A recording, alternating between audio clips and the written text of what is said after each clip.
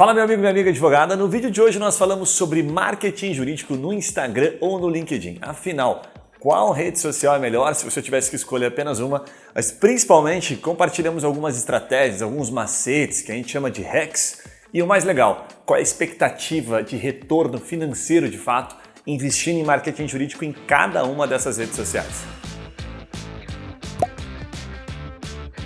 Bora! Então deixa eu puxar aqui, Gui.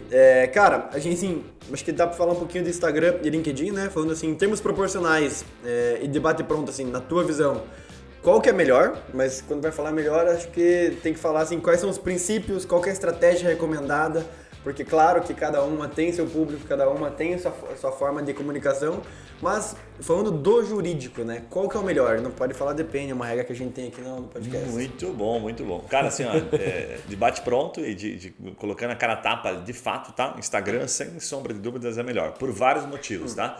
Mas o que mais sustenta isso, a gente tem percebido muito, assim, o LinkedIn tem uma expectativa, depois a gente vai falar de expectativa animal, sempre teve, mas o LinkedIn sempre é muito travado, é muito difícil engajar. Além de engajar, você tem uma rede que quando você decide impulsionar, você dá aquela alavancada, aquela acelerada, é muito caro.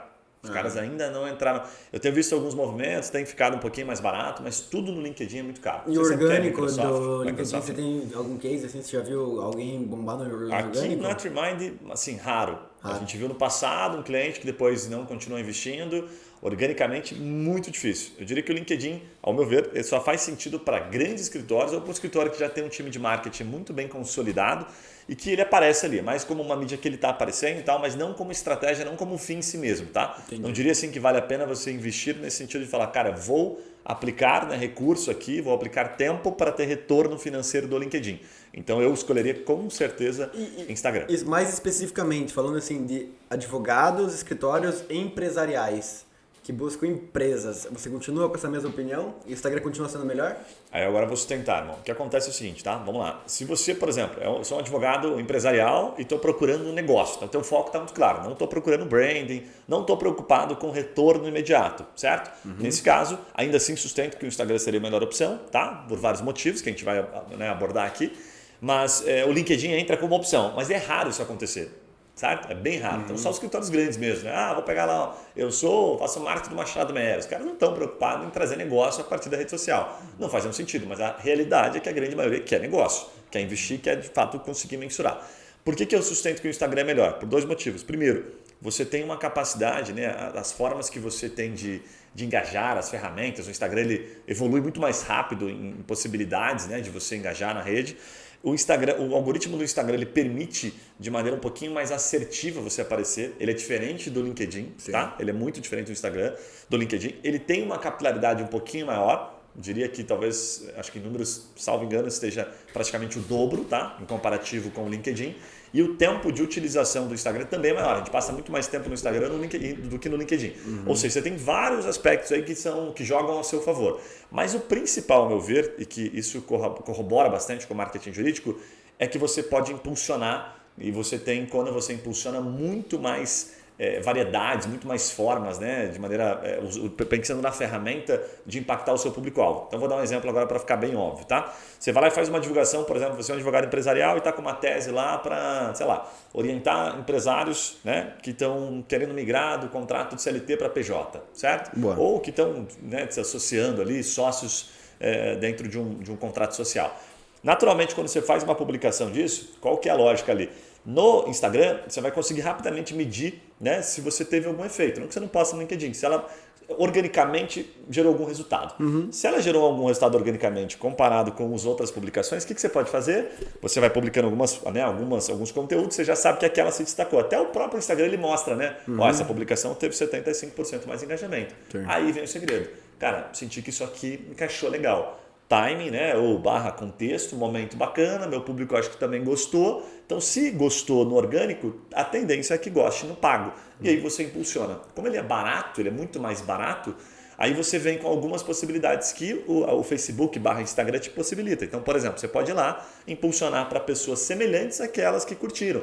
Você pode ir lá e publicar para pessoas que seguem a sua página ou pessoas semelhantes às pessoas que seguem a sua página. se você estiver muito qualificado. Então você vai usando o algoritmo a seu favor. Faz sentido. E aí quando você impulsiona é que você pode ter uma capacidade de resultado. É aí que a conta começa a fechar. E tem algum tipo de escritório ou algum ramo do empresarial que é melhor ou que faz mais sentido focar em LinkedIn e não Instagram? Ou você diria que não existe hoje nenhum tipo de advogado que deveria estar olhando só LinkedIn e esquecer o resto? Cara, se eu tivesse, vou dar um exemplo simples aqui. Se eu tivesse um escritório hoje, dentro do aspecto jurídico, a gente vai falar, né? Do aspecto de escritórios de advocacia mesmo, escritórios de pequeno a médio porte, eu diria que não passam de 50 advogados, correto? Certo. Até dentro do universo. 50 colaboradores de geral, 50, né? Colaboradores. Cara, se eu tivesse um escritório até este patamar, estivesse olhando para o marketing jurídico para ter retorno, eu não investiria no LinkedIn se eu estivesse nesse patamar. Eu apenas espelharia o LinkedIn. O que é espelhar o LinkedIn? Aquilo que eu publico no Instagram, eu jogo no LinkedIn. Mas tem um adendo aqui no LinkedIn que eu acho que é super legal. A gente mesmo aqui, se você entrar lá, você vai perceber que a gente tem acho que quase 2.500 seguidores e tal. A grande maioria das publicações tem pouco engajamento. E o que a gente percebe é que, naturalmente, pela proposta da rede social, o que mais engaja, o que mais vale a pena é falar de pessoas. Então, quando a gente publica no nosso LinkedIn, por exemplo, tivemos aqui um patchwork, tivemos um evento, tivemos um treinamento, né, tem uma divulgação de vaga, isso tudo engaja bastante. Porque é por lá que a gente procura a maior parte das nossas vagas. Então, as pessoas entram muito no LinkedIn procurando trabalho, né? Qual que é a loja do LinkedIn? Eu mudei de status, agora eu era, sei lá, um head, agora eu sou um CEO de uma empresa. O cara vai no LinkedIn e atualiza. Ele não faz isso no Instagram. Então, profissionalmente, a gente está mais preocupado no LinkedIn. Então, pela fração de tempo, eu diria assim, aí é um pouco subjetivo, não tenho dados, mas é que a gente profissionalmente, a nossa cara profissional fica no LinkedIn. Mas quando a gente vai consumir e quer se divertir, a gente está no Instagram. Então, a gente só gasta tempo quando está num processo de mudança, ou quando a gente quer procurar um emprego, ou está contratando alguém. Então faz muito mais sentido eu conectar aquela rede social, né, com essa característica. Sim, e assim, vamos falar também um pouquinho da parte de dedicação, assim, né?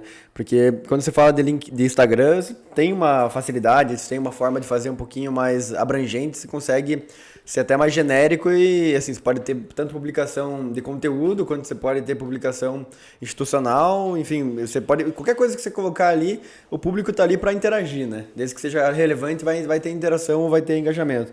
Mas quanto tempo dedicar, né, para LinkedIn ou para Instagram, ou você falou aqui que até 50 pessoas nem olharia para o LinkedIn, mas para o cara que quer fazer ali, como que ele se dedica a isso? Só espelharia sempre ou tem uma forma de extrair um pouquinho mais também? Cara, vamos lá. Se o cara não está olhando para retorno, efetivamente, tá, mas ele tem uma equipe de marketing, uma agência, só espelha um abraço, né? E de vez em quando coloca alguma coisa, de vez em quando não, mas tenta conduzir aquela rede social para algo relacionado a pessoas, né? Seja contratação, enfim, movimentos internos da empresa, tá? Porque isso a gente percebe que as pessoas vão olhar, eu quero trabalhar nesse escritório, deixa eu dar uma olhada no LinkedIn. O cara já está ali e tal, então faz bastante sentido. Você consegue, inclusive, ver as pessoas que trabalham na empresa. Então, tem várias ferramentas. Tudo leva para isso, né? Dentro do LinkedIn, tá? Perfeito. Agora, cara, tua pergunta é legal. Tempo para dedicar, daí olhando mais para Instagram. Isso eu acho que é um dos principais erros, uma das principais verdades aí do marketing jurídico, que é assim, se você não dedicar tempo, tá? No estratégico, né? Vamos imaginar aqui que você quer ter resultado, que essa é a expectativa da grande maioria. Esses dias, vou abrir um parênteses rápido aqui, a gente gravou aqui com o Bernardo Strobel ou Strobel. Eu gosto de falar Strobel, né? Mas o Bernardo Strobel, tivemos até no escritório dele, né, para bater um papo pós-podcast. É o podcast de número, inclusive tem sido um dos podcasts com o maior nível de retenção de hoje, coincidente, é o número 83. O bicho é sinistro, né? Qual que foi o papo com ele mesmo? Cara, a gente falou sobre modelos de processo dentro da advocacia, assim, sabe? Não modelos de processo de causas, né? Mas modelos de organização, de negócio, estruturação de processo. Ele trabalha muito forte no jurídico para infra, né? Então, para empresas de energia, empresas de infraestrutura. Então, ele trabalha para, por exemplo, o CCR é um dos clientes dele. Nem sabia se eu podia falar mais ou não. As empresas rodoviárias, tá? Falou. Mas, enfim, não está sob ameaça, então pode falar e ele se tornou um parceiro nosso aí. E o NDA... E ele fala sobre modelo, por exemplo, de precificação. Ele fala sobre fixação de honorários, mesmo, mas de uma maneira bastante explícita aqui, né? Ele abre bem como ele faz, o que ele acha que funciona. Mas, cara, o que eu peguei com ele numa conversa, tá? A gente foi bater um papo sobre o marketing dele. Quando a gente começou a conversar, o cara descarregou a informação, como vários advogados que, né, têm muito conteúdo, possuem muito conhecimento sobre o que falam. Passado mais ou menos 1h30, eu disse para ele, cara, tem 2 caminhos aqui, tá? Tem o caminho em que a gente fica consumindo muito isso aqui, até o ponto em que a gente aprende um pouquinho, e aí lembrando um pouquinho, né, de tudo aquilo que a gente aprende numa escola, num curso, a gente capta no máximo 5, 10, dizem, né, na ciência que a gente capta 15%. Então, dessa conversa de 1h30, nós vamos captar uma coisinha ou outra, tá? E tem um outro formato, que é quando ele participa, ele traz alguém internamente e só trabalha estratégico. Qual que é esse formato? Então, propus para ele. Essa conversa que a gente teve, ele trouxe vários insights, muita coisa super relevante que poderia estar dentro da rede social dele. Então, ele fala sobre vários insights, várias circunstâncias que os clientes dele, né, gostariam de absorver em termos de conhecimento, conteúdo de valor, que eu tenho certeza que muitos advogados que nos acompanham também têm essa qualidade. Então, o que eu recomendei para ele, tá? Cara, em 1 hora na semana, 1h30, que ele descarregue informação, a gente vai conseguir captar 10, 15%. O que é a melhor recomendação, ao meu ver, tá? Toda vez que o cara tem um insight, puta, anota no bloco de notas. Pensei em falar isso aqui, pensei em falar aquilo ali. Não dá para fazer uma reunião 1 hora por semana, dá para fazer uma reunião 1 hora a cada 15 dias, ok. Debate naquela reunião, alguém tem que tomar nota dos insights que vão surgindo, tá? E aí, qual que é a lógica que eu sugeri para eles e que eu sugiro para, né, praticamente para todos os escritórios, a gente sugere a mesma lógica. Faz um planejamento de pelo menos um mês. Então, o que é esse planejamento de um mês? É tese, é teste. Né? Vou dar um exemplo aqui, tá? No caso dele, né? Então ele aposta para empresas de infra, que são grandes projetos. O que são as dores desses caras? O que geralmente está relacionado, né, a essa contratação? Quais são as circunstâncias que levam à contratação antes e depois? Sim. Então, quando você vai questionando o advogado que está nos ouvindo aí, ou nos vendo, se questione dessas circunstâncias. Circunstâncias, elas não estão diretamente relacionadas à causa, tá? Mas o que acontece antes de o cara ter aquele Às vezes, problema que pode? qual que é a dor que você resolve, né? E você explorar de fato o que Isso é origina. legal, né? Maninho. Só que sabe o que acontece? Fica muito restrito. Você fica muito vendedor quando você fica só focado nisso. A circunstância, que a gente chama aqui na teoria de job to be done, está um pouquinho antes e às vezes está um pouco depois, tá? Ela tá assim, ela permeia isso. Exemplo, tá? Vamos pegar aqui, infra contrato. Né? Negociação de contratos de... Um exemplo aqui de um negócio dele, de... Como é que fala quando a gente passa no pedágio? De pedágio, né? De cobrança de pedágio. Okay. O que acontece? O que está antes disso? Antes disso está custo, aumento de custo, tá, sabe? Um monte de outras negociações. Contratos que não foram, sei lá, validados, contratos que não foram cumpridos, várias questões, certo? Leis que podem ter mudado, projetos que podem ter afetado o negócio dele. O final, o fim, não vou colocar o fim, mas colocar como meio, é o valor, é a mudança. Perceba que então ele tem muito conhecimento para falar sobre antes. Faz sentido. Sacou a lógica? Isso é circunstância. Né? Que é a verdade, diferença de dados e fatos. O que você faz, na verdade, pega um contexto que... Você consegue devolver meu chimarrão? Não, okay. Tá bom aqui. Obrigado. Pode ficar aqui. Na verdade, o que você faz, você pega um contexto que o cara vive aqui Porque assim, quem vai se interessar por aquele assunto ali é alguém que está sofrendo uma dor, ou que quer procurar um benefício, ou quer sanar uma dor, né? O que você pega é você deixa muito óbvio para ele quais são os contextos, quais são os conteúdos que ele tem que estar ciente para tomar a decisão, né? Tipo assim, você prepara ele a tomar a decisão dele, né? Cara, você sabe que a origem disso é tal lei, né? Então, se aconteceu agora, olha o motivo aqui, né? E isso aqui pode acontecer amanhã de novo. Você vai ficar esperando acontecer de novo? Então você começa a trazer o contexto para ele, né? Essas circunstâncias. Cara, e o mais faz legal, sentido bastante. É isso aí que você está falando. Só que sabe que mais? Por que eu recomendo essa lógica? Pelo seguinte, porque a gente sempre acha que vai, principalmente, né, dentro no direito, no universo direito, a gente tem essa máxima de que o advogado sabe tudo, né? E que ele não precisa estudar tanto e que qualquer coisa que ele faz ele vai ser assertivo, enfim.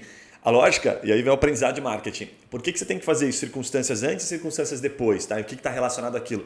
Porque você vai acertar em 1 ou 2 vídeos no máximo. Então, se você fizer 10 vídeos, se você fizer 10 posts sobre aquilo, 1 ou 2 é que vão chamar atenção.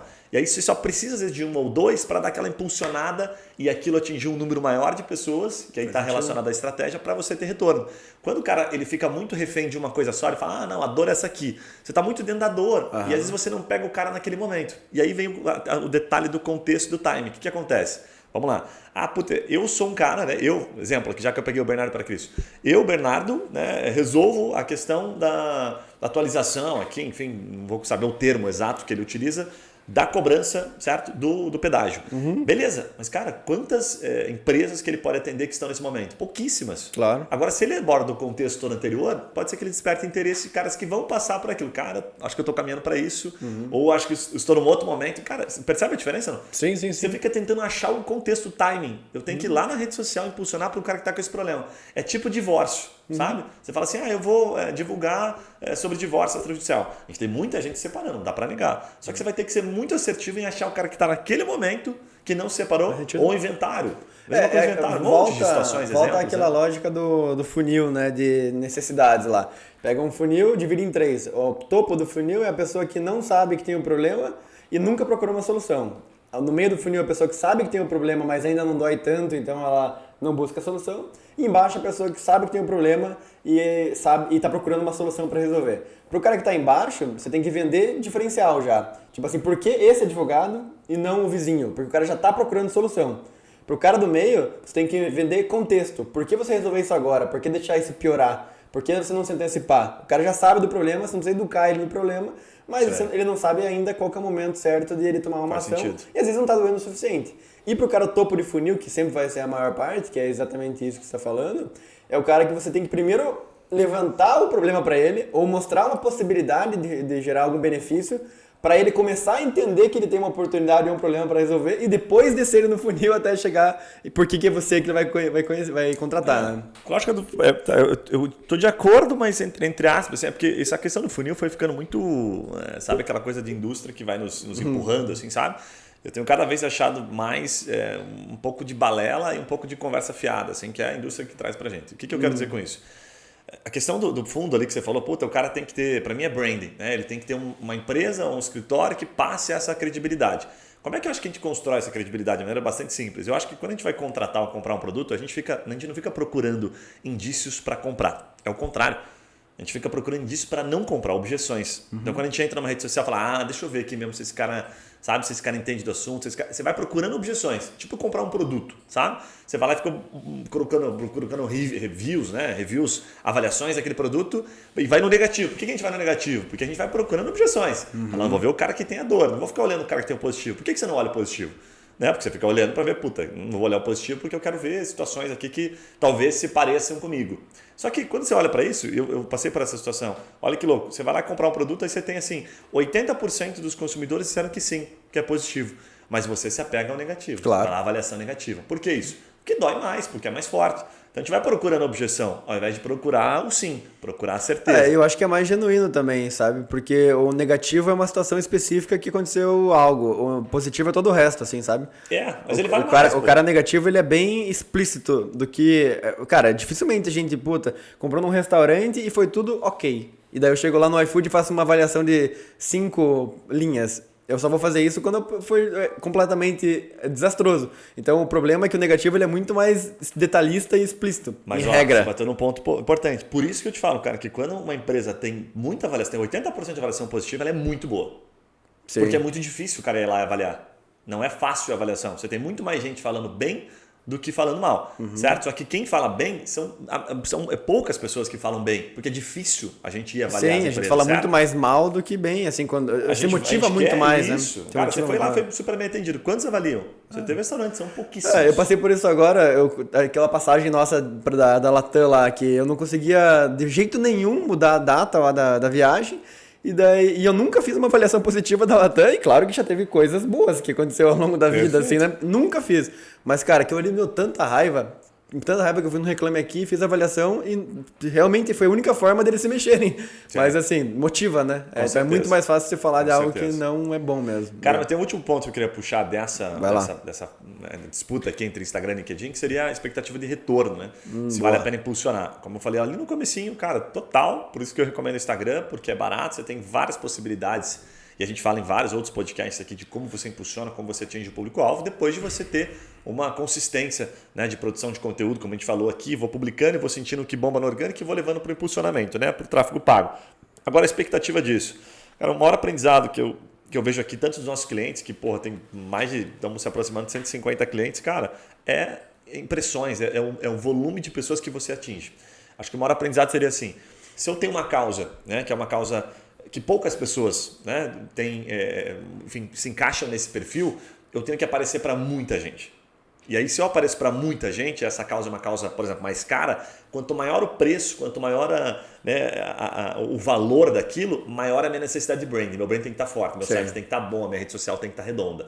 quanto maior o público, né? Então tem um público com problema intrínseco na sociedade, vamos ver aqui, por exemplo, o divórcio. Cara, muita gente precisa de divórcio, inventário, muita gente precisa de inventário. Então eu tenho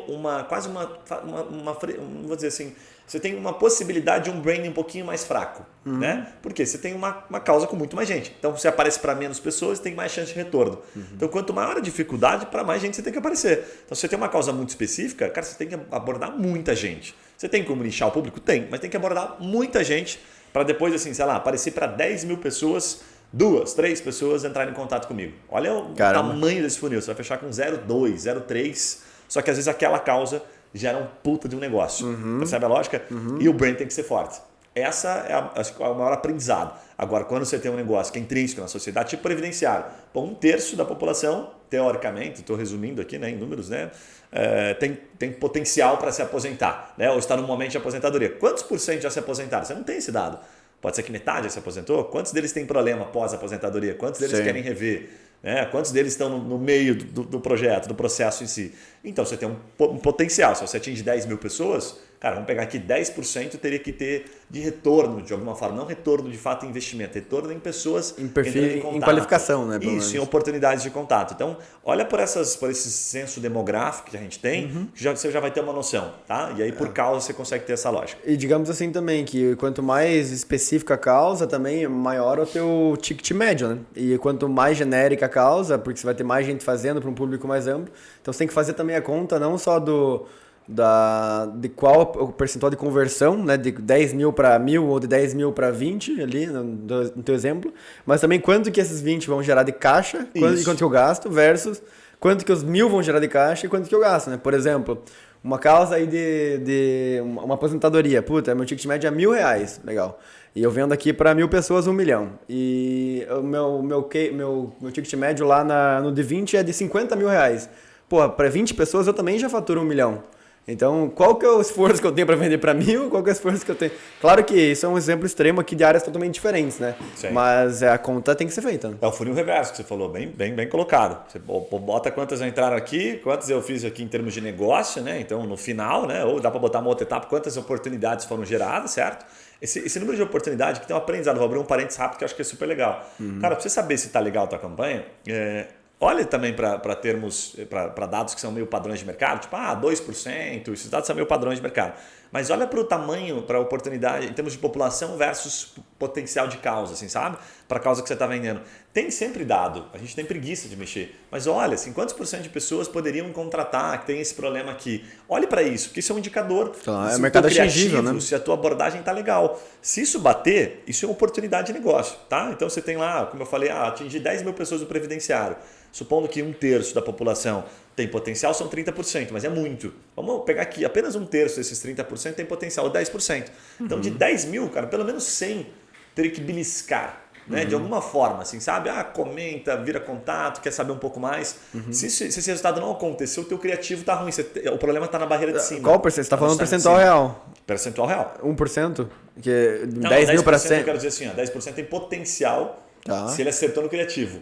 Tá. Faz sentido falar com ele. Mas daí é 1.000 pessoas. 1.000 pessoas, ok, de 10 mil, correto. Daria 1%. 1% seria 100. Mas como é que é isso? Várias situações, cara. É comentar, é engajamento, é curtida, entendeu? Você tem indicadores. 10% de engajamento. Isso, tá? No geral. E aí sim, aí você fala assim, pô, mas quantos por cento eu vou fechar em termos de negócio? Aí você vem para a métrica, 2%. Né? Se você foi muito assertivo, você vai ter um número maior. Sim. Isso vai dar uma amostragem, vai dar um indício para o cara saber em que fase do funil está o problema. Porque senão, por que eu citei isso? Porque senão ele fica assim, associando, fala, não, tá uma merda essa campanha aqui. Cara, mas aonde que tá ruim? Esse é o aprendizado. Às vezes, se você não está conseguindo gerar esse engajamento, esse percentual de engajamento, tá lá no topo o problema. Esse copy que você fez, essa ideia que você teve de vou abordar esse problema aqui, por exemplo, no previdenciário, tá horrível, muda, pivota, esquece, o mercado continua existindo aqui no meio e continua existindo lá no fim. É a tua campanha que tá uma merda. Esse é o recado. Cara, é até engraçado, eu tava naquela conversa semana passada lá em São Paulo com aquele influenciador, que você sabe quem é, e é um cara, tem aí 6 milhões de seguidores no Instagram. Cara, ele tava me mostrando as conversões dos stories para patrocínios, né? Empresas de alimentação. E a conversão, cara, era de impressões nos stories para cliques no link, a média de 0,3% a 0,5% da base. Mas uma pancada enorme de impressões. A média de 180 mil, 150 mil de impressões. Então dava ali 1.500 cliques na sequência de stories, né? Então eu penso que assim, ó, não é por story isso. Eu fiz uma sequência de 5 e cada um teve a média de 150 mil impressões, ou seja, Caramba. a mesma pessoa passou por todos ali, né? Sim. Mas a conta que uma das sequências que eu vi lá especificamente começou com 180, o primeiro story, e o último story tinha 150 mil. Então, ou seja, 150 mil passou por todos. Caramba. Massa. E disso teve A 1.000. retenção do store, né? Teve 1.300 cliques. Esse foi acima da média, assim. Animal. Bom, né? Animal. Sensacional. Mas é isso mesmo. No Vamos- final, como eu falei, ali, impressões é o que manda, né? Se aparecer para pouca gente, você vai ficar sempre naquela... Ai, meu Deus, Não tá dando certo. há conversão que supere uma quantidade de impressões Isso. grande. Mas Cara, tendo uma qualidade de anúncio boa. Se você gostou desse vídeo, que é apenas parte de uma conversa muito mais ampla, em que a gente aborda estes canais de mídia e outros, compartilhando exatamente como você viu, hacks, estratégias, aquilo que a gente acredita que funciona e um pouco de expectativa de retorno financeiro, tenho certeza que você vai gostar do conteúdo completo. Vou deixar o link para você aqui em cima. E esse é aquele momento que, obviamente, eu vou pedir para você se inscrever, deixar o seu comentário aqui no canal, dizer se você gostou, se você não gostou, se a gente falou alguma besteira ou se você ficou com alguma dúvida. A gente vai ter o maior prazer em responder e principalmente saber que esse conteúdo está sendo útil para você. 2 vídeos fazem bastante sucesso, se conectam muito com o que a gente trouxe aqui agora. Um deles é sobre Instagram para advogados, como bombar nesta rede social. E o segundo é como captar clientes na advocacia. Conteúdos ainda bem atualizados e que o nosso público tem gostado bastante. Então, já sabe, consome e depois nos conta o que você achou. Um abraço e até os próximos vídeos. Valeu!